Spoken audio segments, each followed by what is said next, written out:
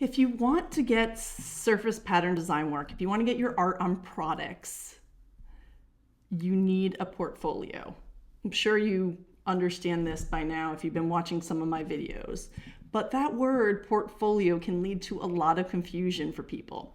So I've actually made a video in the past about what types of portfolios there are and what you might need depending on what your goals are.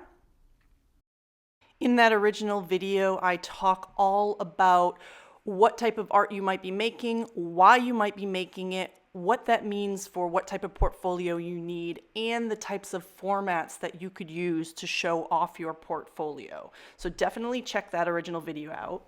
But today I wanted to remind you about a few best practices for sending out your art to art directors.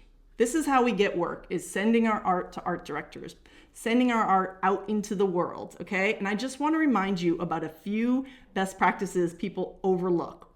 Real quick tips, okay?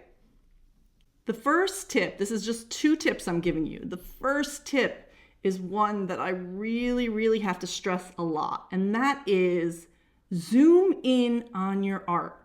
So here's an example of a sales sheet that shows 3 designs that I've done.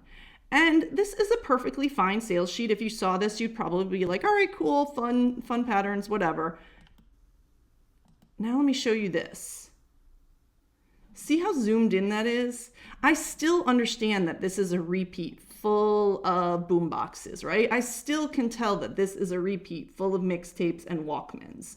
All right, there's going back to this. These don't really tell me that much more than what this one does. But I can see all the details. I can see the texture that I've used here. I can see that I've created, like I have this lettering on these mixtapes and different things like that. You can see what I've done on each of these designs, and you can see the artistry, right? That is something really important that people miss. They show, 1 to 2 full repeats of their work, and you can't see all the artistry.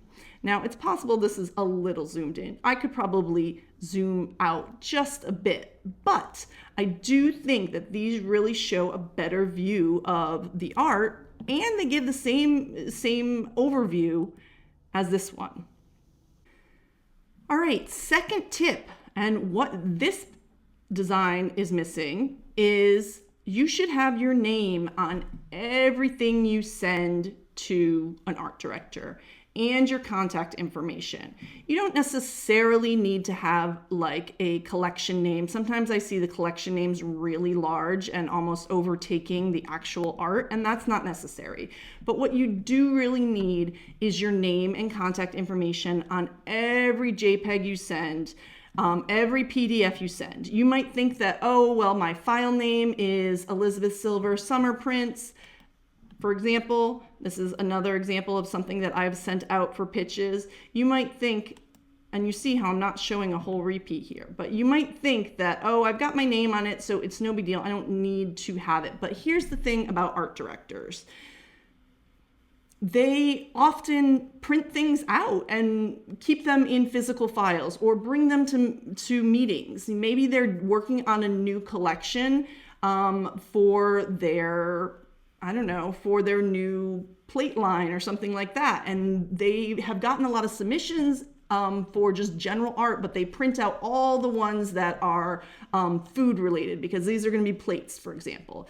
And so they bring that to the table, and then they look through and decide and whatever. And then at the end, when they say this popsicle print is perfect for my next summer line, wait a second, who made this? Now I'm searching through my emails. I'm trying to look for the file. Who knows? Things get lost. Maybe they printed it out 6 months ago because they liked it when they saw it, and then they just tacked it on a bulletin board and did nothing with it for a while. You just never know. So your name should be on everything that you send out, physically typed out, as well as your contact information. Okay?